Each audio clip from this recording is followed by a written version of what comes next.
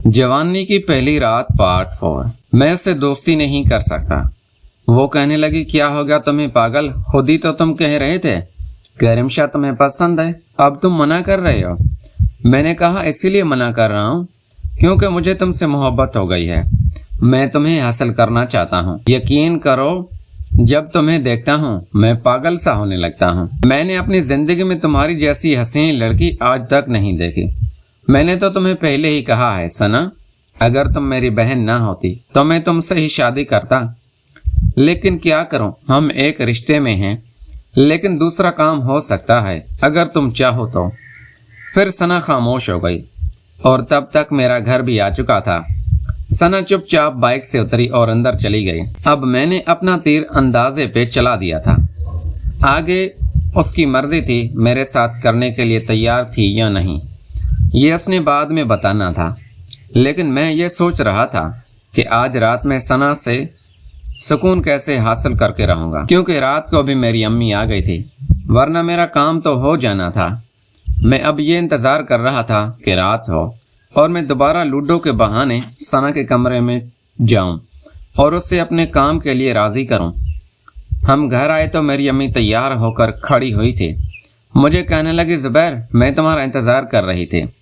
मुझे आज मेरे ऑफिस से फ़ोन आया था, वो कह रहे थे कि ऑफिस लेटर ले जाओ, तो चलो मुझे उसी ऑफिस दोबारा ले जाओ जहाँ मुझे लास्ट टाइम तुम लेकर गए थे। मैंने आज जब गौर से अपनी अम्मी को देखा तो मेरी अम्मी भी बहुत प्यारी लग रही थी। मेरी अम्मी पहले से ही मॉडल थी, वो अपने वजूद का ख्याल भी रखती थी, वो हल्की फुल्की जिम भी करती रहती थी। मेरी अम्मी को देख के ये नहीं लगता था कि सना और मैं उसके बच्चे हैं, क्योंकि वो तो नौजवान लगती थी। खैर मैंने अम्मी को कहा, अम्मी अभी तो कॉलेज से आया हूँ, अभी मुझे भूख लग रही है, खाना तो खाने दो। फिर वो कहने लगी, हाँ तुम जल्दी से खाना खा लो और चेंज कर लो। अम्मी ने मुझे खाना दिया, मैंने फिर अपना चेंज किया। फिर मैं अम्मी को लेकर दोबारा उसी ऑफिस में आ गया था। आज जब मैं आया उस ऑफिस में दोबारा, तो आज तो काफ़ी रश था, बहुत सारी लड़कियां यहाँ पे काम करती थे जो कि थी भी बहुत खूबसूरत। मेरी अम्मी अपने बॉस के रूम में चली गई और मैं वेटिंग एरिया में बैठकर अपनी अम्मी का इंतज़ार करने लगा। अब मैं दिल में मुतमईन था कि इस दिन तो मेरी अम्मी से फ़ायदा उठा लिया था, लेकिन आज तो दिन है, सप्लायर्स काम कर रहे हैं, अभी तो वो काम नहीं हो पाएगा। और फिर 10 मिनट बाद मेरी अम्मी और एक अधेड़ उम्र का शख्स जिसकी उम्र लगभग 70 साल के करीब थी, दोनों ऑफिस से बाहर निकल कर आ रहे थे। मेरी अम्मी कहने लगी, ज़ुबैर तुम एक काम करो, तुम घर वापस चले जाओ, मुझे मेरा बॉस घर छोड़ देगा। फिर मैंने कहा, अम्मी तुम कहाँ जा रही हो उसके साथ? फिर वो कहने लगे, तुम्हें हर बात बताना ज़रूरी तो नहीं, तुम जाओ बस। मैं समझ गया था कि आज शायद उसको ऑफिस में मौका नहीं मिल रहा, इसलिए वो उससे अपनी पर्सनल जगह पे लेके जा रहा था। मैंने अपनी अम्मी को रोकने की कोशिश की। मैंने कहा, अम्मी मैं भी साथ चलता हूँ, आप लोग वैसे कहाँ जा रहे हैं? तो मेरी अम्मी मुझे झूठ बोलने लगी, कहने लगी मेरे बॉस का दूसरी जगह ऑफिस है, तो बस वो विजिट करवाने जा रहे हैं। तो मैंने कहा, क्या आपकी नौकरी इस ऑफिस में लगी है? मेरी अम्मी कहने लगी, नहीं नौकरी तो उसी ऑफिस में करूँगी, लेकिन बॉस अब कह रहा है तो जाना पड़ेगा, मैं मना तो नहीं कर सकती ना। कुछ पूछता मेरी अम्मी वहाँ से चली गई। अब मैं पहले तो यह सोचा कि यहीं बैठ के जाता हूँ, देखता हूँ मेरी अम्मी यहाँ आती है, या फिर मैंने कहा कि मेरी अम्मी यहाँ क्यों आएगी, वो तो बाहर से ही मेरी अम्मी का बॉस उससे घर छोड़ देगा। यहाँ पे मैंने देखा तो बहुत खूबसूरत लड़कियाँ थी। फिर मैंने सोचा कि किसी से हाय हेलो करता हूँ ताकि मुझे यहाँ पे अम्मी की डिटेल मिलती रहें। फिर मैं वहीं पे बैठ के कुछ लड़कियों को देखने लगा, अपने मतलब की लड़की तलाश करने लगा। इतने में एक लड़की पे नज़र पड़ी, वो कंप्यूटर में कुछ काम कर रही थी। अब मैंने सोचा, फिर मैंने हिम्मत बांध के उस लड़की के पास चला गया और मैंने उससे कहा कि मैं अभी आपको दूर से देख रहा था, मेरी अम्मी की यहाँ पे नौकरी लग जाएगी।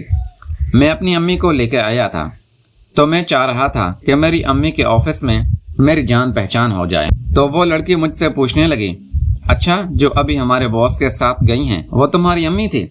मैंने कहा हाँ। वो भी हैरान हो रही थी, कह रही थी वो तो एक मॉडल खातून लगती है। وہ تو کہیں سے بھی نہیں لگتا کہ شادی شدہ ہے اور تم اتنے بڑے ان کے بچے ہو۔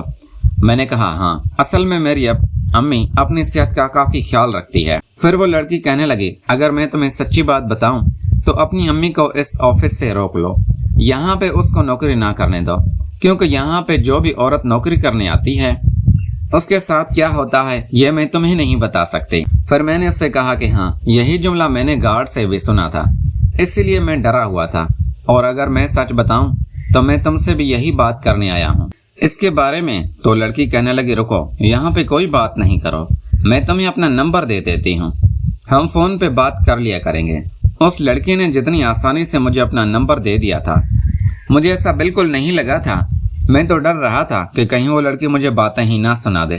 خیر اس کا نمبر لے کے میں واپس اپنے گھر آ گیا۔ میں نے گھر آ کے دیکھا تو میری بہن ثنا اور عائشہ دوبارہ کمرے میں، اور گھر پہ کوئی بھی موجود نہیں تھا کیونکہ میرا ابو شام میں گھر آتا ہے۔ تو میں جب اپنی بہن کے کمرے کا دروازہ کھولنا چاہا تو وہ اندر سے لاک تھا، تو میں سمجھ گیا کہ ضرور اس سے دن والا کام ہو رہا ہے۔ اب میں نے کہا کہ یہ موقع میرے ہاتھ بہت اچھا لگا ہے، کیونکہ دونوں کو آج اگر میں اس حالت میں پکڑ لوں گا تو میں ان دونوں سے اپنی خواہش پوری کر سکتا ہوں۔ پہلے تو میں دیکھنے لگا کہ کھڑکی سے اندر جھانکوں، کنفرم تو کروں کہ اندر آخر کیا ہو رہا تھا، لیکن مجھے کوئی سراغ نہیں مل رہا تھا جہاں سے میں اندر دیکھنے کی کوشش کرتا۔ پھر میں نے سوچا کہ ان کا گیٹ بجا ہی دیتا ہوں۔ پھر میں نے دروازہ بجایا تو کسی نے دروازہ نہیں کھولا۔ پھر میں نے تھوڑی دیر بعد دوبارہ بجایا تو پھر ثنا نے دروازہ کھولا، مجھے کہنے لگی کیا ہوا، تم لوگ بھی آ گئے، اماں کہاں ہے؟ میں نے کہا ثنا کی بچی تو چھوڑ اماں کو، یہ اندر بند کون ہے؟ وہی عائشہ ہے نا تمہاری دوست، میں نے اس سے اسی دن بھی منع کیا تھا، یہ اچھی بات نہیں ہوتی، تو کیوں اس کے ساتھ؟ تو وہ کہنے لگی تمہیں کیا مسئلہ ہے، تم میری ذاتی لائف میں کیوں ٹانگ اڑا رہے ہو؟ میں نے تمہارا کام کروا دیا ہے نا، رمشا تمہیں مل گئی ہے نا، اب کام چلاؤ اس سے۔ میں نے کہا دفع کرو رمشا کو، میں نے تمہیں آج ہی بتا دیا تھا کہ میں کتنا چاہتا ہوں تمہیں۔ اور پھر میں نے دروازہ کھولا تو شاید عائشہ پھر واش روم چلی گئی تھی۔ میں نے کہا ثنا آج کے بعد تم نے عائشہ سے نہیں ملنا، تمہیں جو بھی کام ہو مجھے بولا کرو، مجھے تو یہ سمجھ نہیں آتی کہ عائشہ کے ساتھ تمہیں کیسے اور میرے ساتھ تمہارا دل نہیں کرتا، مجھے تم ایک موقع تو دے دو، اگر تمہارا دل نہ کرے تو بعد میں تمہیں تنگ نہیں کروں گا۔ تو پھر وہ کہنے لگی اچھا ٹھیک ہے، آج رات میں تمہیں بھی موقع دے دیتی ہوں، لیکن ابھی تم یہاں سے چلے جاؤ، مجھے میرا کام کرنے دو۔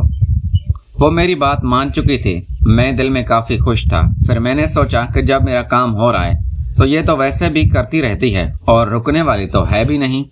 پھر میں اپنے روم میں چلا گیا۔ میں جب اپنا موبائل نکال کے میں نے کہا کہ اسکرول کرتا ہوں، میں نے دیکھا تو میرے واٹس ایپ پہ رمشا کا وہ میسج تھا۔ رمشا مجھے کہہ رہی تھی زبیر تم جب فری ہو جاؤ مجھے ایک کال کرنا، مجھے تم سے بہت ہی ضروری بات کرنی ہے۔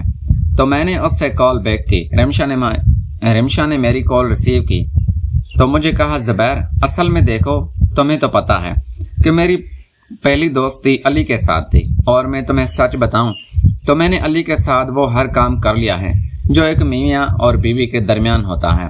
میں تمہیں سچ اس لیے بتا رہی ہوں کیونکہ میں تمہارے ساتھ ایک لمبا اور اچھا ریلیشن بنانا چاہتی ہوں، اسی لیے میں نے سوچا کہ میں تمہیں سچ بتا کے اپنی زندگی کی شروعات کروں تاکہ کل تو مجھے زندگی میں تانے مت دینا علی۔ اب مجھے کون سا رمشا سے شادی کرنی تھی؟ یہ تو میں نے کہا ہاں رمشا کوئی بات نہیں، تم نے اچھا کیا۔ تو پھر وہ مجھ سے پوچھنے لگی اگر تمہاری بھی کوئی سیکرٹ ہو تو تم مجھے بتا سکتے ہو۔ میں نے کہا رمشا میرا سیکرٹ کہاں ہوگا، تمہارے سامنے ہی ہوں، زیادہ سادہ سا بندہ ہوں، کالج کی کوئی لڑکی مجھ سے دوستی نہیں کرنا چاہتی، اسی لیے تو آج تک سنگل تھا۔ تو وہ کہنے لگی ہاں ویسے تم خوبصورت ہو لیکن یہ والا ٹیلنٹ تم میں نہیں ہے۔ تو پھر وہ کہنے لگی اچھا زبیر تم ایک کام کرو، شام میں نا ہم کہیں باہر چلتے ہیں۔